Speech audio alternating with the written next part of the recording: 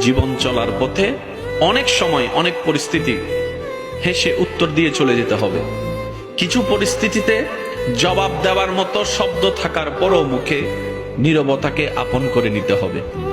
যদি আপনি প্রত্যেকটা জায়গায় উত্তর দিয়ে জিততে চান, আপনি বারবার হারার দিকে চলে যাবেন। আপনি যদি প্রত্যেকটা জায়গায় রিয়াকশন দিয়ে জিততে চান, আপনার মন বারবার ভেঙে যাবে। সেজন্য কিছু কিছু পরিস্থিতিতে কঠিন বিষয়, কষ্টের বিষয়ও হাসি দিয়ে উড়িয়ে দেওয়ার চেষ্টা করবেন রবের উপর ভরসা করে।